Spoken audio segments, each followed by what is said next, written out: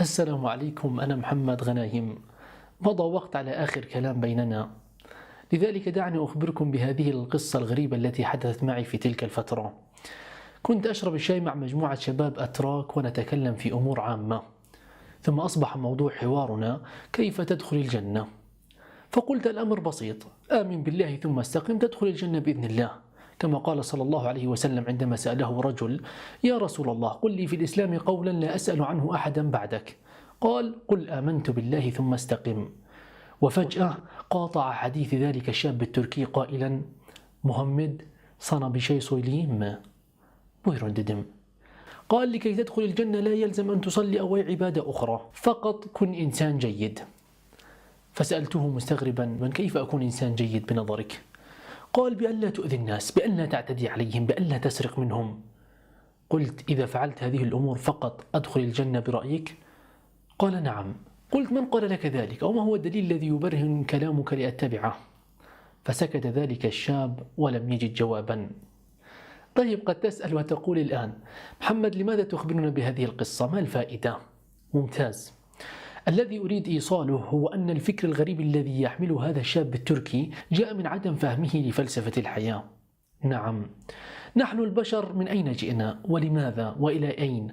هذا السؤال أو هذه المعادلة إذا فهمتها تكن أسعد وأنجح الناس بإذن الله. أريد أن أسألك سؤال الآن: كم موت وكم حياة لدى الإنسان؟ واحدة، موتة واحدة وحياة واحدة؟ خطأ، للإنسان موتتان وحياتان. كيف؟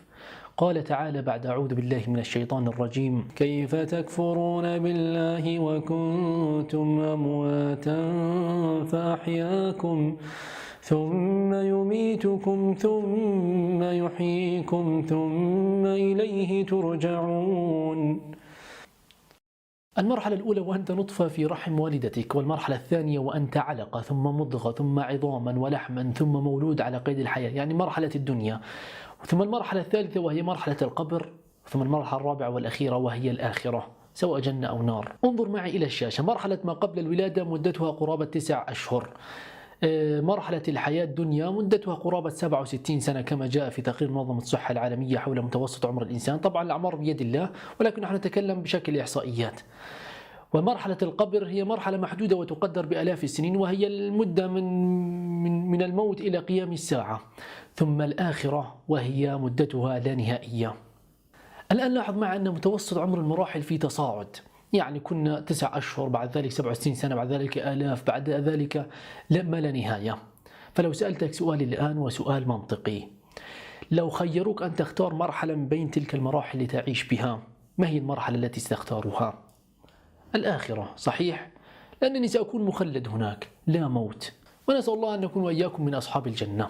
فعندما كنا نسمع الدعاء يقولون: اعمل لآخرتك يا بني، لم نكن نشعر بنفس الخوف والخشوع الذي كان على وجوههم وهم ينصحونا. أتعلم لماذا؟ لأننا لم نكن نفهم هذه المعادلة. أجبني على هذا السؤال من فضلك: كم مضى من عمرك إلى الآن؟ 15، 20، 30، 40 سنة؟ الأرقام على الشاشة. انظر إلى عمرك وركز بالرقم. ركزت؟ الآن انظر إلى المسافة المتبقية بين عمرك ومرحلة القبر. ستلاحظ أن حياتك الدنيا لم يبق بها الكثير، صحيح؟ خوفتنا يا رجل. إيش فيديو على الجن وقال له هذا الموضوع، شو قصتك؟ لا داعي للخوف أو القلق أخي الحبيب. الذي أريد إيصاله هو أنك إذا فهمت هذه المعادلة ستكون أسعد وأنجح الناس ابتداء من اليوم بإذن الله. أنت في مرحلة الدنيا عبارة عن أمرين: جسد وروح. الجسد هو كل شيء يتعلق بالمادة مثل الطعام والشراب والتكاثر، بينما الروح هو ذلك السر الإلهي الذي أودعه الله سبحانه وتعالى بنا، ويتمثل بالإيمان بالله سبحانه وتعالى. ولكن الأمر الذي لم ينتبه إليه الكثيرون أن الآخرة ترتبط فقط بالروح. كيف؟ يعني قد يكون هناك إنسان من ناحية الجسد ناجح، غني، اجتماعي، ناجح علميا وعمليا، بل يعمل على إسعاد البشرية، ولكنه من ناحية الروح لا يؤمن بوجود الله، أو ربما يشرك معه آلهة أخرى. هل هذا الشخص يدخل الجنة؟ ومن ناحية أخرى قد يكون هناك إنسان من ناحية الجسد فقير، غير اجتماعي، كسول، لديه عادات سيئة، ولكنه من ناحية الروح يؤمن بوجود الله، بل يوحده في ألوهيته وربوبيته وصفاته وأسمائه. هذا الشخص هل يدخل الجنة؟ إن الإجابة على هذين السؤالين جاء في الآية رقم 48 من سورة النساء. قال تعالى بعد أعوذ بالله من الشيطان الرجيم: إن الله لا يغفر أن يشرك به ويغفر ما دون ذلك لمن يشاء ومن يشرك بالله فقد افترى إثما عظيما. يعني الملخص أخي الحبيب، ركز على جانبك الروحي أكثر بكثير من تركيزك على جانبك الجسدي.